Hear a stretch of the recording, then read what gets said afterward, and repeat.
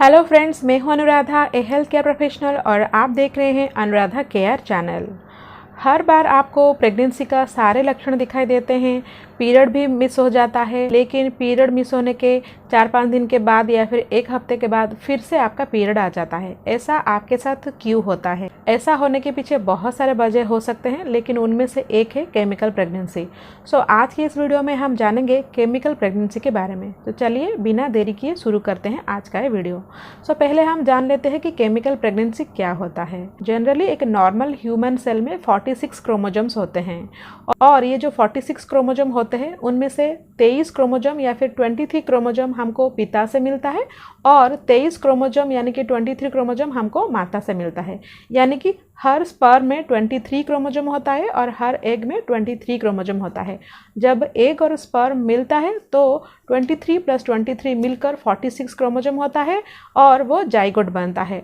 Zygote बहुत ही जल्दी divide होने शुरू कर देता है और वो ब्लास्टोसिस्ट में फॉर्मेशन होता है और ब्लास्टोसिस्ट फॉर्मेशन होने के बाद वो जाकर यूट्रस के लाइनिंग में इम्प्लांट होता है और जब आपका इम्प्लांटेशन सक्सेसफुल होता है तभी से ही आपका प्रेगनेंसी का जर्नी शुरू होता है। लेकिन कभी कभी कई कारण के वजह से या फिर जेनेटिक एबनॉर्मलिटी की वजह से स्पर्म में या फिर एग में 23 से कम या फिर 23 से ज़्यादा क्रोमोजोम होने की वजह से जब वो एग और स्पर्म मिलते हैं तो वो जाइगोट में आइदर 46 से ज़्यादा क्रोमोजोम रहते हैं या फिर 46 से कम क्रोमोजोम लेते हैं, जो कि नॉन वायबल होता है।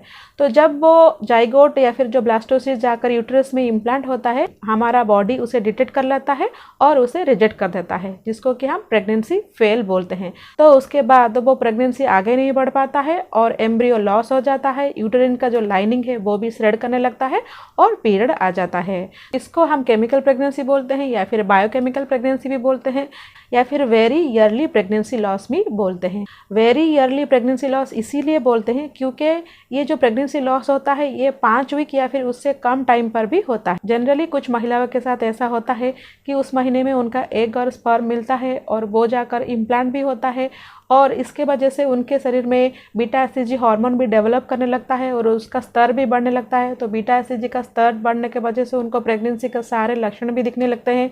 लेकिन केमिकल प्रेगनेंसी होने के वजह से या फिर वो जाइगोट या फिर वो भ्रूण में एबनॉर्मलिटी होने के वजह से बॉडी उसको रिजेक्ट कर देता है और पीरियड मिस होने के 2-4 दिन के बाद या फिर 1 हफ्ते के अंदर ही उनको पीरियड आ जाता है।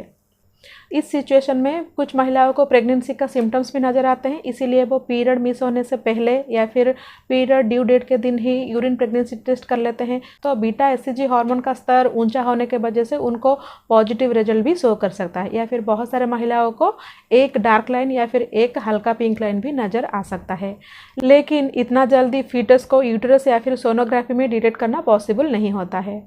चलिए हम जानते हैं कि केमिकल प्रेगनेंसी होने के पीछे क्या कारण हो सकता है। जनरली इसके पीछे जो अहम कारण है वो है एबनॉर्मल हार्मोनल इम्बैलेंस या फिर जो महिलाओं को अनकंट्रोल्ड डायबिटीज़ है या फिर जो महिलाओं को पीसीओएस या फिर पीसीओडी है यानी कि पॉलीसिस्टिक ओवरियन सिंड्रोम या फिर पॉलीसिस्टिक ओवरियन डिजीज या फिर जिन महिलाओं को अनट्रीटेड थायराइड डिजॉर्डर हो या फिर क्लॉटिंग डिजॉर्डर हो।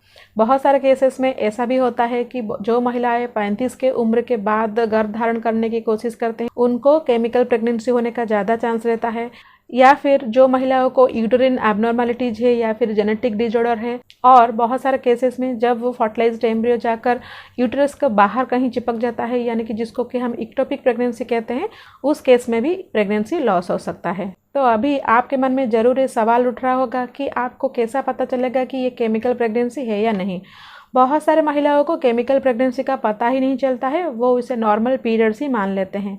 लेकिन केमिकल प्रेगनेंसी के भी कुछ लक्षण होते हैं, जैसे कि अगर पीरियड के ड्यू डेट के 1 हफ्ते पहले आपको स्लाइटली स्पॉटिंग नज़र आए और इस महीने आपका पीरियड स्लाइटली लेट हो गया हो यानी कि 4-5 दिन या फिर 1 हफ्ते लेट हो गया हो और इस पीरियड में आपको नॉर्मली से ज़्यादा हैवी ब्लीडिंग हुआ हो और हैवी ब्लीडिंग के साथ साथ आपको पीरियड क्रैम्प भी ज़्यादा हुआ हो और इसके अलावा अगर पीरियड से पहले आपको प्रेगनेंसी के कुछ लक्षण दिख रहे हैं तो हो सकता है कि ये केमिकल प्रेगनेंसी हो। अगर आपको ये डाउट है कि ये केमिकल प्रेगनेंसी हो सकता है तो आप ब्लड प्रेगनेंसी टेस्ट भी कर सकते हैं।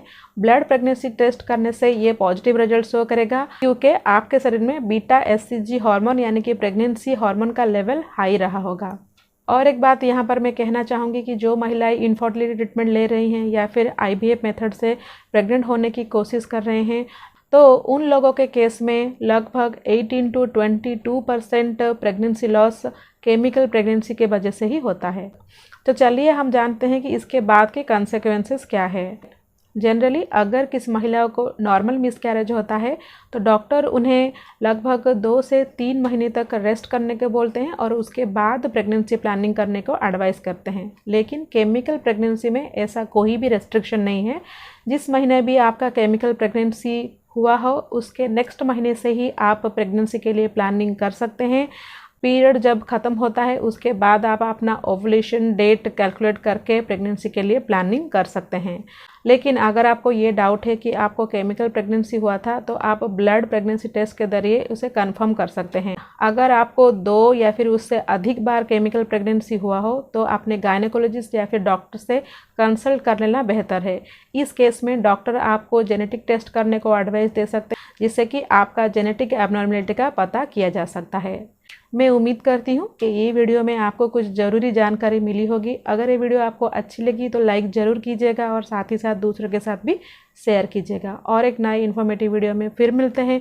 तब तक के लिए stay healthy and stay happy.